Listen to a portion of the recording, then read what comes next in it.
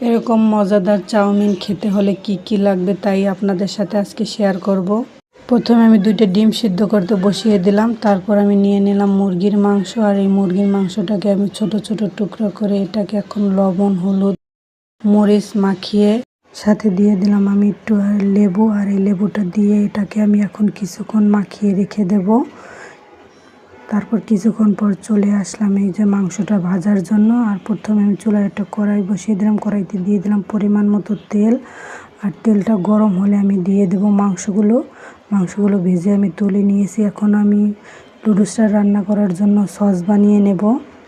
এখানে আমি দিয়েছি সয়া সস, দিয়েছি টমেটো কেচাপ, আর এই টমেটো কেচাপটার সাথে আমি এখন মিশিয়ে নেব কর্নফ্লাওয়ার, আর কর্নফ্লাওয়ারের সাথে আমি আরও মিশিয়ে নিলাম এখানে বিরিয়ানি মশলা। আর এই বিরিয়ানি মশলার ভিতরে 2টা তেজপাতা ছিল, ওগুলো এখন আমি উঠিয়ে এটাকে ভালোভাবে মিশিয়ে একটা মজাদার সস বানিয়ে নিলাম। আর এই সাইডে আমি নুডলস সেদ্ধ করে আগেই রেখে দিয়েছিলাম।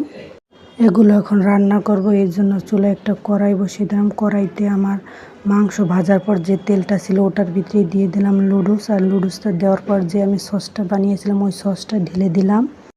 সসটা দেওয়ার পর আমি দিয়ে দেব ভাজা মাংসগুলো, আর এই ভাজা মাংসগুলো দিয়ে এখন আমি ভালোভাবে নাড়াচাড়া করে নুডলসটাকে রান্না করে নেব। আজকে যখন চাউমিন মশলা হবে এই জন্য আমি আবারও দিয়ে দিলাম একটা ম্যাগি মশলা, আর এটা দিয়ে আমি কিছুক্ষণ রান্না করে নেব।